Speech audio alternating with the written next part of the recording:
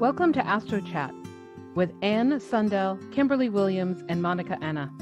We are three professional astrologers living in three separate countries, coming together every new and full moon to share our 3 points of view on astrology.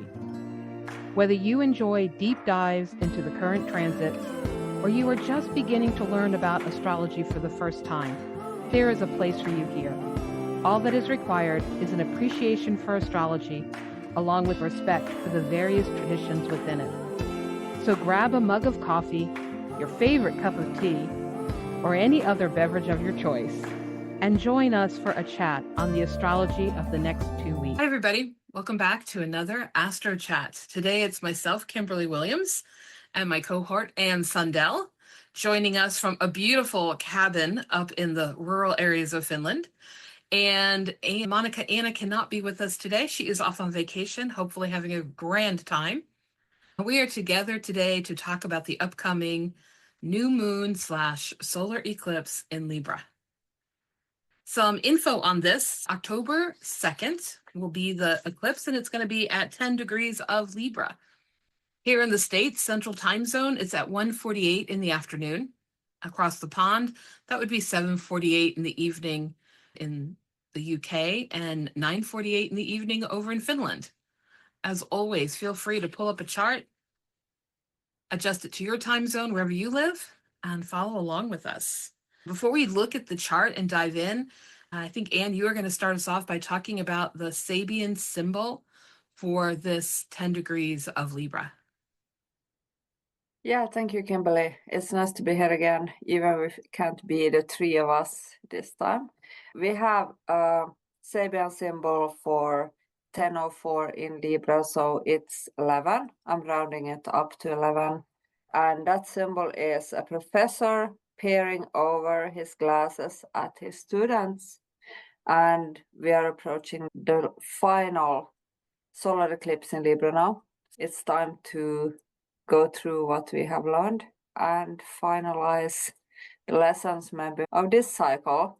And it's interesting that we have a Sabian symbol with a professor looking at his students, and the symbolism of that. When you were first sharing it with me, I think I was telling you what hit me was, normally you think of a class and it's the class watching the professor. But now that which has been watched is looking back. I just think there's something about, we've talked before about how new moons and full moons both can be periods of reflection and shadow. We're looking in our own mirror. We're looking at ourselves. And are we observing ourselves, or are we the observer? I don't know. I could get very philosophical and go down that rabbit hole. And I loved what you shared with me about, maybe you can share some of this with others, about the fact that if a professor is wearing glasses, it has something to do with the strain on the eyesight over time. Do you remember reading that bit? Yeah. What's the valid reason to make the imagine to what we want to make it? What is it that we want to see? And who's watching? So the perspective with Libra also being an air sign with possibility to look at things from different perspectives. What are we seeing right now? What's the conclusion of this period we had with the nodes in Libra and Aries? And with this being, we're going to talk, I know, in a moment more about the type of eclipse this is, but with it being on the South Node and South Nodes being so much about the past, that also makes me think what you just said about perspective. What have we been narrowly looking at? What do we need to broaden our perspective about? That whole idea of, I think if we're carrying something that we've been hyper focused on, this could be time to peer over our glasses and see the bigger picture instead of straining our eyes on that little bit that's been in front of us before. It can be I love how the Sabian symbol adds an extra layer of meaning. Like, it doesn't change the interpretation, but it really deepens how we're looking at all the pieces that are already there. Absolutely. Gorgeous. All right, let's talk a bit about the fact that we have a moon in Libra before we unpack what it means that it's an eclipse and all the different aspects talking to it. And we've talked about moons in Libra before. Of course, if you go back to prior podcasts, you can find episodes on Libra new moons, Libra full moons. But there's something about any time the moon is in Libra at any phase, it really is a great opportunity to step back, get into our mind. Libra, as you mentioned, Anne, is an air sign. It is about the mental realm. So this is a great time to really be the observer of ourselves, of our own feelings.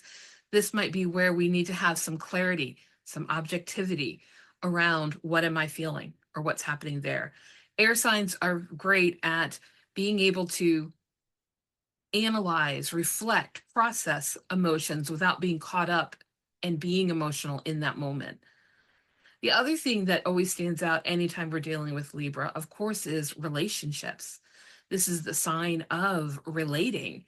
And whether that's romantic relationships, business relationships, personal, friendship relationships, how do I connect? Who am I connecting with?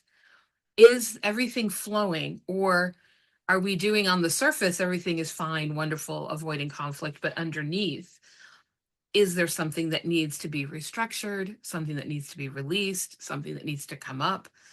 Eclipses being times of change, new moons being about what's happening deep in our unconscious. This could be where things are bubbling up, maybe not externally at first, but I would say bubbling up in our dreams, in our intuitive hunch, that gut feeling that something isn't quite right.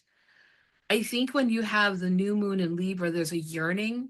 Moons to me often are about my emotional state and what am I yearning or longing for. So we could be yearning to have a return to balance, a return to harmony, to cooperation, to peace, be that in our life or in our relationships or both. And that to me means we have to look at what's causing a lack of harmony, what's causing conflict, what's at the root of it. So what is it that's beneath the surface that perhaps has been unpleasant to look at, or we haven't wanted to visit out of fear of it bringing up conflict? Because I think Libra is very much a conflict avoidance when possible kind of sign. And that can be something that a lot of us are experiencing. The other thing is Libra is also about justice, fairness, law, legal issues.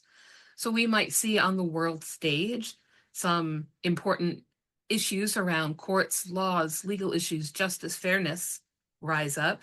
But we also might be seeing in our own lives, are we fighting on behalf of others? Are we fighting for ourselves? Have things become out of balance to the place of imbalance that I now need to fight to get back in an alignment, to get back into a sense of I'm being treated fairly, or the person I'm fighting for is being treated fairly? And obviously, I'm just rambling away with all those Libra things that hit me. But Anne, I want to pause here and leave space for you. What do you think about the fact just that anytime we have a new moon in Libra, what does that energy bring up for you? Libra is an air sign. It's a leading sign. Libra can take charge. Libra can decide. Even if we want to balance everything, and we want to be in a good relationship with everybody and find the harmony and stuff like that, then still Libra has the ability to see the goal and focus on the goal and understand what's important for not only for you, but for the broader picture. We've been working with Aries, Libra for a very long time now, several years, and we had to balance what's my opinion and how do I adjust this to the other people's needs in my life. And it's been an ongoing process. So this last eclipse, I think always when we talk about the eclipse of the sun, it's more about concretization. What is absolutely concrete steps I can take to get things going. It's not so much about the emotions. It was in during the moon eclipse. It's more about how can I proceed now? What's my plan? What's my goal? How can I find a balance that supports myself and others at the same time? Where's the middle way for everybody?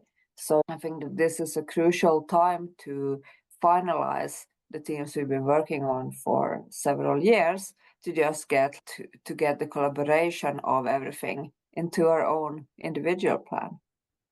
I love how you say that, the middle way. That feels so Libra, the idea that it's how do I create a win? Not a me versus you, but a us. And how do we make that work? And what you were saying is a perfect segue into the talking about, but this is an eclipse, right? We're dealing with the last one we had, that was the lunar eclipse. This is a solar eclipse. This solar eclipse is on the south node. And as you and I were talking about earlier, and you were mentioning, this is the last eclipse we're having in Libra in this particular cycle for another 7-8 years. Next year, we'll have one eclipse in Aries, and that will conclude the Aries Libra energy. So the fact that it's a last eclipse in Libra, south node, solar eclipse, how would you interpret that and put that together for maybe some of the viewers who aren't as deep down the astrology rabbit hole as others? The South Node is a lot about our memories, our automatic behaviors. It's things that we know that are secure.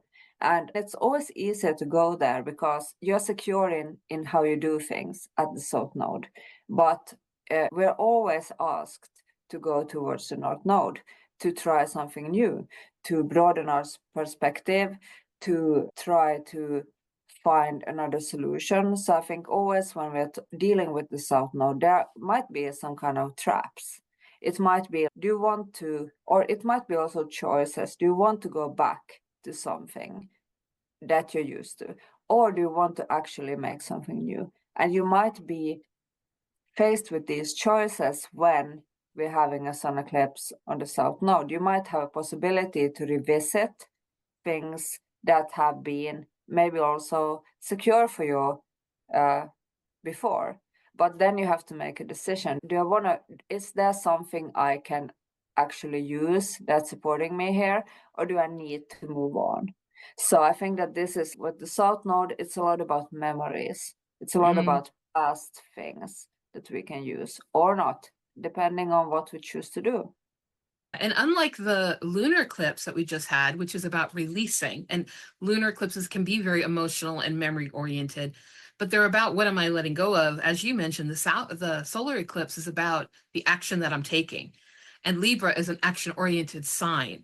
And so it's all about what am I going to start? But in order to do that, I have to be willing to make that final, perhaps a cord cutting of something I'm holding on to or someone I'm holding on to. And I think with the South Node, it gets such a bad rap in a lot of astrology circles as, well, it's the past and we need to let it go. But I'm going to throw in here my take, a caveat. I think that it depends on how we're working with our South Node. If it's my comfort zone and it's where I'm falling back to because it's what I know, whether it's good for me or unhealthy for me, it's my comfort zone. I know how to work here. I know the lay of the land here. If it's those kind of relationships or those kind of relationship patterns and I'm staying in them and it's not for my highest good, then yes, we need to figure out how am I releasing that and moving forward. And sometimes the way to release is by taking that next step. Sometimes it's only when we've stepped into an area outside of our comfort zone that we're willing to let that comfort zone go. So this could be saying that action has the ability to impact us in doing that final release. But, and here's my caveat, the South Node is our past, our memories, and our experiences. And sometimes the trials and the tribulations that we've gone through, that's how we learned skills. That's how we learned our talents. And so I feel like the South Node is what innately I can bring to any situation. Here I can bring to any relationship, to any legal action. This is what I can bring forward. And so we want to keep those gifts, those skills, those talents. It isn't I'm just letting the entire past go. There's a saying that's real popular here, don't throw the baby out with the bathwater. And I think the challenge during an eclipse is having to separate out what are the things I learned and I need to hang on to those memories and those experiences and those gifts and those talents and use them now that I've developed them. And what are the things I've already learned and I don't need to repeat that anymore and it's time for me to let that go. And sometimes just the act of trying to figure out how to discern and separate that can be difficult. That can require a lot of mental observation, processing, reflecting that this air sign is so good at. That's good. I was just going to say, Monica would say don't throw the baby out with the bottle. That would be like our life. There you go, Monica. You're with us in spirit. So Monica is here. Yeah, but that's great. And I think that the nodes, I think that both of them are very important to keep. We need to find a balance. It's not that we're losing one node. It's more that we're taking the experiences and transforming them maybe in a new way, or using them, or we're not going to let them go. But still, with the South Node, it might be also about letting go of things that we decide to do. And are you comfortable with us moving into talking about some of the aspects now, or were there other things about the eclipse in general you wanted to say? No, of course. Yeah. So with what you're saying, that just made me think about the fact that Black Moon Lilith, that point, is also in this mix, because we have not only the sun and the moon, we have Mercury all in Libra, all very close to each other. And Libra's only less than a degree away, but we also have at 10 degrees, same as the sun, the moon, Black Moon Lilith. And so I feel this is a period of, what am I birthing? I've been working on something, developing it, maybe working my way through, and I've been working on letting it go. And sometimes that act of releasing is a step-by-step. It's not a one and done. Releasing and letting go of relationships, or the memories of relationships, or the patterns that we've created over them, that can take a long time. But this feels, with Black Moon Lilith here, it's really that I'm not just cutting the cord, the tie to my pattern, I'm also cutting it to the collective pattern. What is the thing I do that other women, maybe in the family line, maybe women I'm connected to in culture and society, what is the thing that keeps happening over and over, and I'm not going to be a part of that anymore? To me, that's always an energy, a layer that Black Moon Lilith brings in, and she forces us to draw a line in the sand quite often of, I'm not going to do X, Y, Z anymore. I'm not going to allow people to do X, Y, Z to me. So I think this could be saying there's a reestablishing what is the balance, the dynamic between me and people, especially in the area of life where Libra lives in one's natal chart. And this could be saying I'm just letting go of those unhealthy patterns. It doesn't necessarily have to be the people. We also talked earlier about the fact that the ruler of Libra is Venus, and she has some aspects happening. Mars is not very happy right now and has some aspects happening. And of course, we have the lovely energy of all this Libra. As Monica would call it, it's a big soup. Where do you want to start? We should start with looking at Venus. Yeah, so Venus is currently hanging out at 11 degrees of Scorpio and making a grand trine. In fact, those are her only two aspects, I believe. She's making a trine to Mars in Cancer and to Saturn in Pisces. Any thoughts on what that might be bringing? Venus in Scorpio is not superficial. It's about very deep feelings. It's about going to the bottom of things. It's a water sign, but it's also about balancing out what's in for Scorpio. Very committed feelings. It's 100%. I'm in or I'm out. It's a bit. It can be harder to look at to find the middle way with Venus and Scorpio, because it's really emotional black and white being with that one. And it does not tolerate superficiality with that Scorpio energy. It's things have to be truthful, they have to be deep, they have to be transformative, or I'm really not interested. Shallow conversation, chat just for the sake of chat, that's not where this combination lives. And when she's in Scorpio, she's in detriment. It's for that very reason.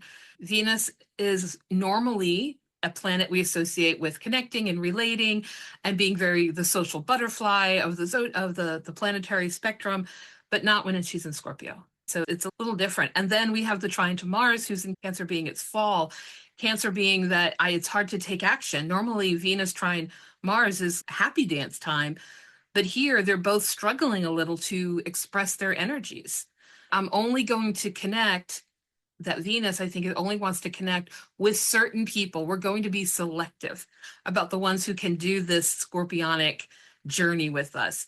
Mars is focused on taking action around the home and the family instead of on the self. In fact, I feel when Mars is in Cancer, and of course we'll have a retrograde later in the year with Mars in Cancer, Leo. So we're going to be talking about this a lot, I think, in future episodes. But there's something about when Mars is in Cancer, I don't want to take action out in the world. I want to go hide in my couch fortress. But I want to be at home and I want to be safe. But we also have to work through any family inherited conditioning issues, right? Or maybe things from our childhood or family patterns. Sometimes those are things we have to release, work through, heal so that we can take action and move forward out in the bigger world again. So I almost feel this is pushing us more in that direction. And then the strong arm of this grand trine is Saturn. That's a sign it can work with. Saturn's in Pisces. It's not any of the, doesn't trigger any of those debilities or dignity issues. So it's interesting because Saturn in Pisces, we've talked about a lot about, are you the architect building your dream, or are you trying to escape because you don't think you're good enough to make your dream a reality? So it almost feels on the one hand, ooh, it's harmonious, it's a grand trine. On the other hand, there's a lot of energy that could be hard that's just flowing. If we've lifted the dam and those rivers are just flowing, that may or may not feel positive depending on how it's hitting. No, and with water signs, one astrologer told me, water signs are never honest. There's always something going on underneath. So with all these planets in water signs, you feel like there's so much going on beneath the surface. And there might be also really much feelings that Yes. might not be very clear what they mean. So it's not so easy to navigate this energy, actually. No, get some good oars because you're going to have some rapids as you're rafting down this river. Yeah. The other thing is Mars and Venus are both nocturnal planets. And again, they really don't care how we get to the end. They just want to get of whatever the goal or the desire is. Saturn, on the other hand, nope, there has to be a plan. How we get there matters just as much as getting there. We can't cheat, we can't sabotage, we can't be passive aggressive. And so any of our normal tendencies to avoid, look away, skirt around issues, especially those involving current or past relationships, I think Saturn's saying you have to look at it head on. We have to walk through the mist and part those mists so we can see clearly, and then do the beautiful work that these planets want us to do. Yeah, that sounds Spoken like Scorpio. And then we have Mars rocking the boat a bit. To stick with your river analogy and boating, Mars is rocking the boat. Not only is it in Cancer, where it's not comfortable, but it is the center of a T-square involving Chiron in Aries on one side, and a lot of the planets that are in Libra on the other side. Different orbs depending on where we're looking. And Mars is going to be a very long time. Yeah, Mars is going to hang out a very long time in Cancer now. So we might get used to it. A lot of focus on family, relations, relatives, heritage, what's our closest surroundings. And what makes us feel safe and what makes us feel unsafe, regardless of whether or not we are. Because feeling unsafe doesn't mean I am unsafe. It's a feeling. It may reflect the situation, or it may reflect an emotion that's from a past situation. Often, whatever happened made us not feel safe. Or with Cancer, there could also be feeling I belong, feeling accepted. Can be other big emotions that can bring up.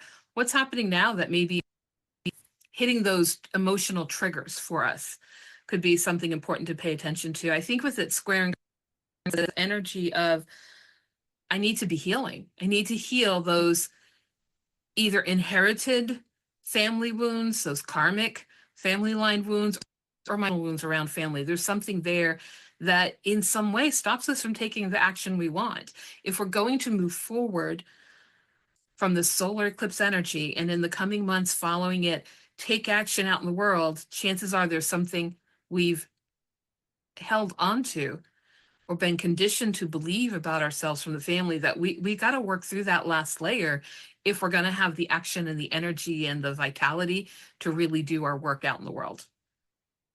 And my hunch here is that the first place we look at is how it's bringing balance, imbalance into my life, or What are the relationship I have that are just mimicking that? Where have I fallen back into that family dynamic pattern? Who are the people I'm recreating that with?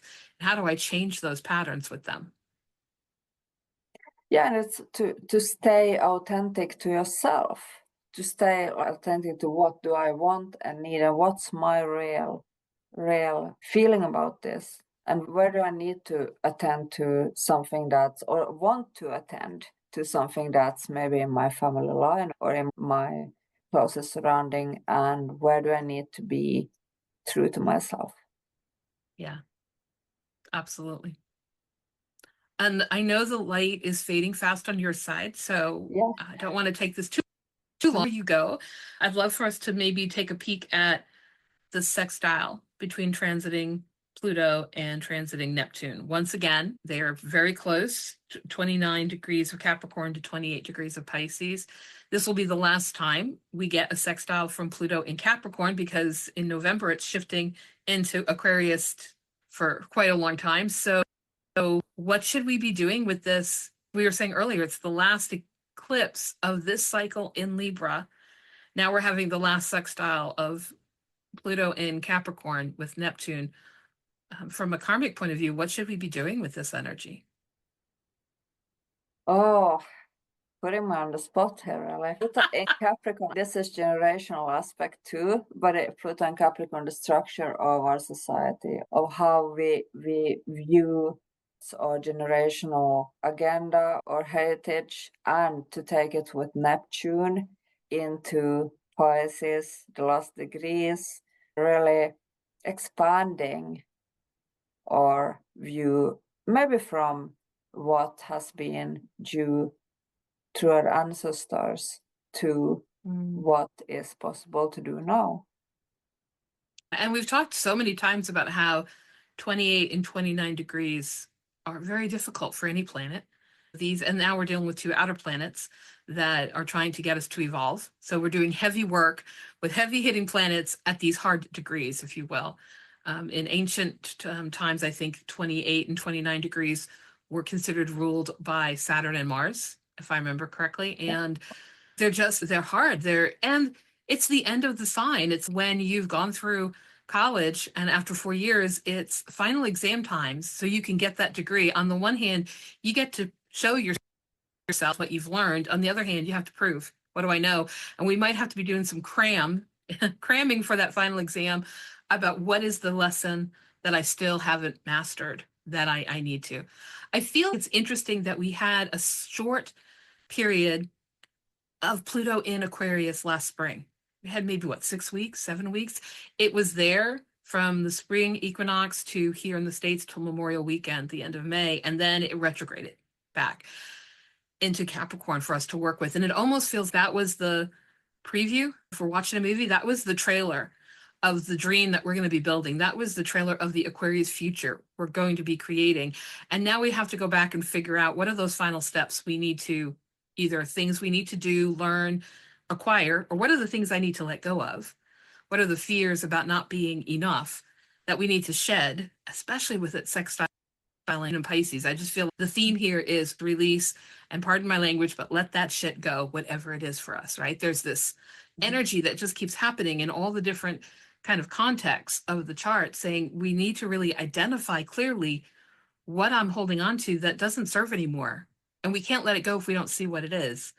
And so I'm wondering if this last foray is that aha moment of I'm holding on to that fear or that belief or that pattern, and I'm trying to create something new without letting that go, and both can't coexist. So I'm hopeful that even though it's hard work, it's going to be extremely beneficial. And especially with Pluto, you need to make clear. You need to clear stuff to be able to have room for new stuff in your life. Yeah. And the late degrees, the analytic degrees, they are focusing on its acute degree. Now is the final time to do this. You have to do it, and it might feel an acute urge to finalize. And sometimes too, it's not the fear that's obvious. We might have been struggling with something for the last 20 years of this transit.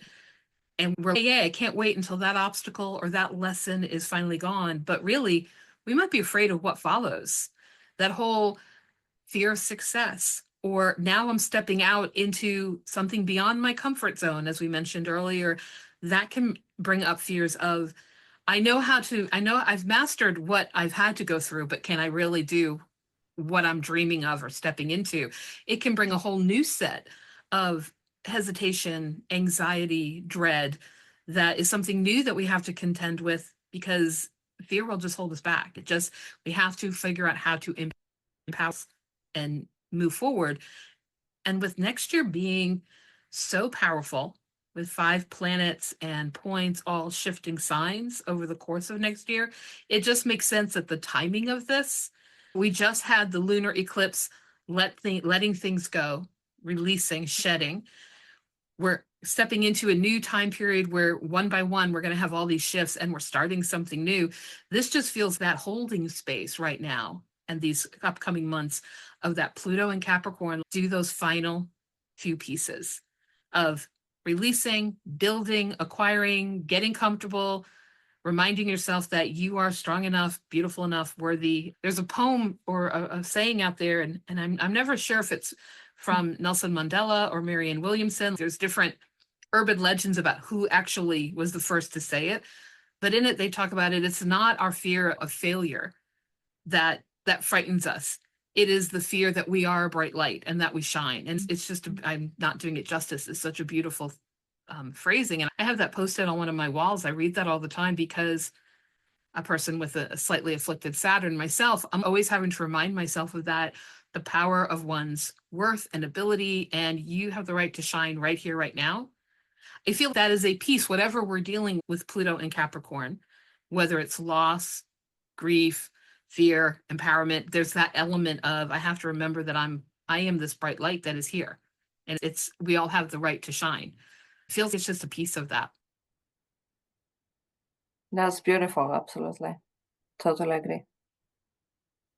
I'm going to see if I can find that, and I'll put it in the comments on our YouTube channel when I find it, because it is so lovely and I feel bad that I'm not remembering it verbatim.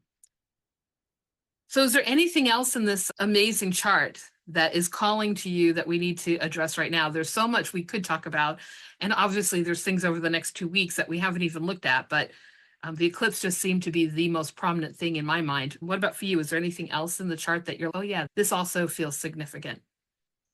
I think that the eclipse is the main thing right now to focus on. Yeah. So with that, can I share a tip or trick of some sort? Yeah, absolutely. When we're talking about the sun is our vital energy, the sun is more concrete, and it might also be felt physically. I think it's very important to, now I didn't take my own advice. When it's a sun eclipse, you should have yellow and you boost yourself with gold, with yellow, with everything that blesses the sun.